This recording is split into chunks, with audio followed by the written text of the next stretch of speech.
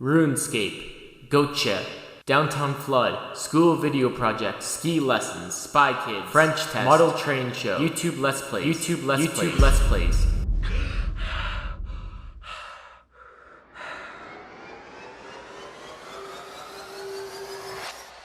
I remember. Wait, why am I sleeping on the floor? Childhood. A strange time in our lives, to be sure. Despite making up only 25% of the average global life expectancy, it is by far the most impactful and influential time in our lives, although we only realize this after childhood is over. Interests, inspirations, personality, values, beliefs, these are all formed in our childhoods and will remain mostly unchanged for the rest of our lives, unless great effort is put in to consciously change it. To revisit our childhoods is like learning about the ancient civilizations of the Bronze Age. We only know so much about these primeval times, just as we only remember so much of our childhoods, and because of this, we hold many misconceptions. As long ago as the Bronze Age was, the people were still people, just without all the advances that have been made between their time and today. They fell in love, they made friends, and they mourned those that died. Likewise, our childhoods were not simple times of no worry. We were ignorant of the world then, and look upon that time with rose-colored glasses. We worried and were anxious just as much then as we do now. When we study these times, as much as we find differences between the lives we live now and the lives we lived then, we find just as many similarities. In both these, we can see the development of beliefs and ideas we still hold today, whether that be justice and law, or which genres of books you will like. I like this. This is cute. I want this inside of me. When I revisited the one thing I remember most about my childhood, the YouTubers that I used to watch all day, the YouTubers that gave me a lifelong desire to make videos, the YouTubers I have not heard spoken about for years, I felt strange and bittersweet. Whilst years have gone by since I last watched them, they were the same. Exactly the same. When I looked at the latest uploads, I realized that they had not made a new video in years. What once were popular channels that shaped me into who I am today are now but a time capsule to years long gone. I now realize why no one talks about them. These channels are what you call dead. It seems that just like after the Bronze Age collapse, the YouTubers that defined my childhood were now over, and their creations forgotten. Hey buds, Old and Gold here, and these are the forgotten YouTubers of my childhood. Okay, now a big asterisk here. I have to clarify that the YouTube channels featured in this video aren't actually forgotten. Their substantial sub-counts alone show that I'm not the only one who remembers them. I mean, one of them has even recently come back from hiatus. How could I say they are forgotten? Now, I understand that, but the forgotten YouTubers of my childhood is a much better title than channels I used to watch as a kid that are now inactive besides the one that isn't. Or Queet Whack Teneb Toady for short. I'm still trying to figure out how to make good video titles that really capture people's attention as much as people seem to be captured by the Backyardigans quotes video. Oh god, it's getting bigger. I still really suck at this whole YouTube thing. Well, at least I'm better at YouTube than I am at skateboarding.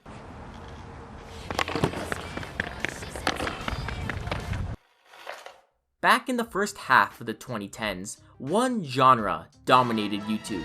A genre that created some of the largest creators on this platform and inspired hundreds of others to follow in their footsteps. Let's Plays. And for young Old and Gold, I was obsessed with them. And I doubt I was the only one. Coinciding at the same time with the increasing popularity and mainstream attention of YouTube, everyone was watching Let's Plays. What appealed to preteen Old and Gold most powerfully about this genre was its ability to let me watch and vicariously play games I could not afford or was not allowed to play. My parents were strict adherents to the ESRB rating, so the only place I could experience classic games like Grand Theft Auto 5 and Red Dead Redemption was through secretly watching Let's Plays of them. I watched all the big Let's Players of the time, PewDiePie, Tobuscus, Game Grumps, and the Yogscast, as many of you may already know.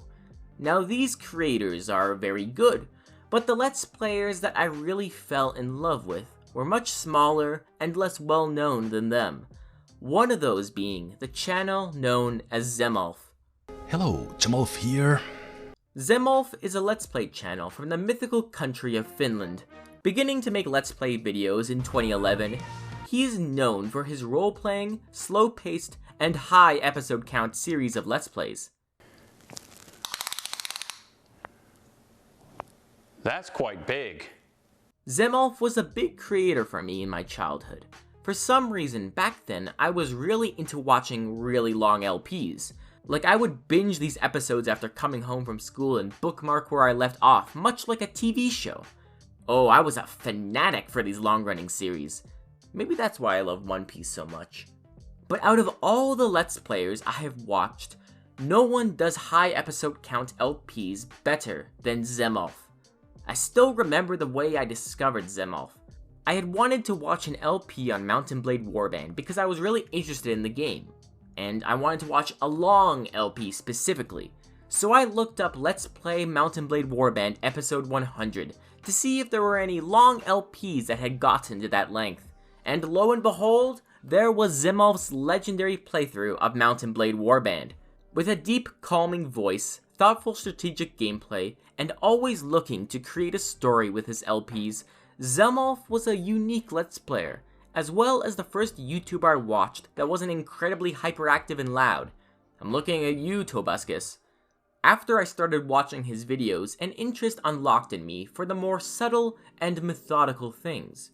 Well, whatever a hyper 11-year-old would think was subtle and methodical.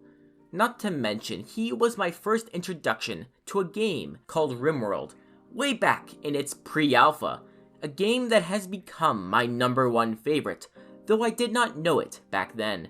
Looking at his channel now, it's surprising that he doesn't have more subscribers.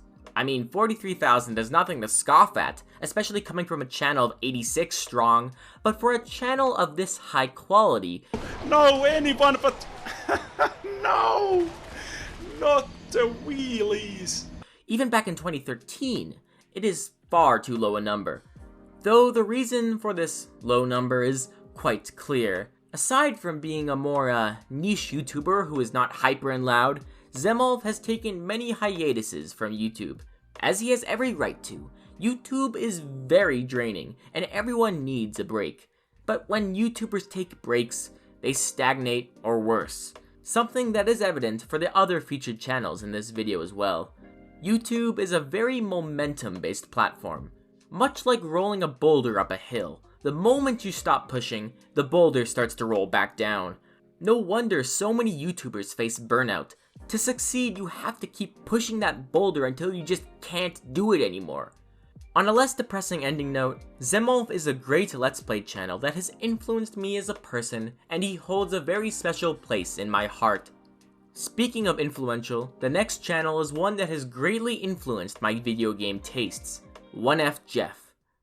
Hello, and welcome to my YouTube channel. F Jef, previously known as Jeff Major, is a Let's Play channel and another big creator for me in my childhood.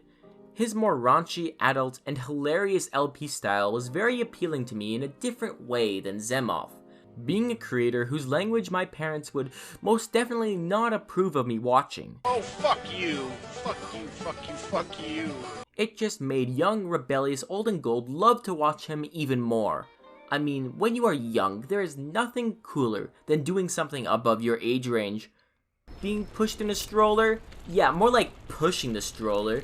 Just coming from paying my income tax, yeah, I'm kind of a big deal. But I didn't just like his videos to be rebellious, okay? Back then, and especially nowadays when I rewatch his videos, I see an exceptional personality-driven channel that to me represents the golden age of YouTube. F Jef was authentic, passionate, and so incredibly entertaining. I believe it was because of these qualities that he became quite popular back in the day, reaching 58,000 in 2013. I mean, he was popular enough to do a big YouTuber collab playing Chivalry in 2012, with such names as Kraken, Yogscast Loose and Simon back when they were just known as Yogscast, and the legendary late Total Biscuit. Now, when I said that he was influential to me before, I mean mega influential. You see, F Jef did a lot of Let's Plays and introduced me to a lot of games. I'm talking Crusader Kings 2, the movies, Mountain Blade, The Guild 2, Rome Total War, Silent Storm, Black and White, and Prison Architect. These games introduced me to many genres I love, as well as games I probably would have never tried before. I mean, have you heard anyone talk about Silent Storm lately? Yeah, that's what I thought. F Jef is really unique in this aspect, as he does LPs on games that not many people do LPs on or even know about. Of course, this all comes from the past. What is he doing today? Well, sadly, since 2016, F Jef has not posted on YouTube. He's active on Twitter though, so it's good to know that he isn't dead, though I don't believe he will be returning soon. Sad as it may be, I am just glad that I had the opportunity to watch him at all. The next channel is one that I had to really dig through my conscience to remember, as I have not seen or heard his name in almost 8 years. Bananapielord. Hello guys and welcome back to Let's Play Minecraft. Now, Bananapielord is a channel that is shrouded in doubt and myth to my zoomer brain. Much like after waking from a dream, you wonder, did any of it happen? It was so long ago that I watched him. How can any of my memories be trusted? How can any of our memories be trusted? Oh god, has anything I've ever done even happened? Point being, I watched Bananapielord when I was very young. Developing, one might say. And so, like all these channels I have talked about that have changed and affected me, Bananapielord has done so as well. Even more so, I would say. He was my first YouTuber I ever found, so he will have influenced me as a person at a much more base level. Of course, I can't point to exact examples of evidence within my personality and psyche that directly correlate this, but can any of you identify the single point in your childhood that has led you to becoming the kind of person to buy a burger at Dairy Queen? What I can do is point at more subtle influences, trends, and patterns. Now, I discovered Bananapielord with his Minecraft series. It was my first Let's Play that really got me hooked on the genre, and my first look at a game that defined my childhood. It's the snowball effect. From just me finding and watching his Let's Play all those years ago, it has resulted in the friendships I have created, as well as this very channel. In terms of content, Bananapielord's Let's Plays were very engaging and exciting to watch as a kid. His Minecraft LP in particular was a video marvel to young me, back in the alpha days when Minecraft was new and had this mystery and intrigue to it, and Bananapielord showed it to you. You watched him survive his first night, build the banana fort, explore the dark and unknown caves. Just as much as he was discovering this world, so were you. Narrating all this with a clear and articulate voice, quite rare in those times. These all made his Minecraft Let's Play series immensely popular and remained his most viewed videos. He also had many other series and Let's Plays, though I stopped watching him after the Minecraft LP ended. All these combined into making Bananapielord a popular YouTuber of the time, reaching a peak of 91,000 subscribers in early 2014. Though I would not blame you if you didn't know who he was today. You see, Bananapielord has been inactive for many years, and most of his videos have been privated, for which I am sure he has his reasons. At the very least, Bananapielord has moved on to other projects. Last I checked, I believe he has dedicated himself to making music under the name I Am Sleepless, which he had been doing before as well. It's pretty good stuff. It reminds me of the music everyone used for old school YouTube videos. The only thing I can say now then, is good luck Bananapielord. While the creators I have talked about in this video have been affected by the erosion of time, their relevance slowly fading, what is important is not how many people forgot about them or how many people didn't watch the videos, but the people who do remember, the people who do watch the videos, because those are the people who have been positively impacted, little or small, by these creators. Creators I consider fundamental to who I am today. My name is Olden Gold, and those were the forgotten YouTubers of my childhood.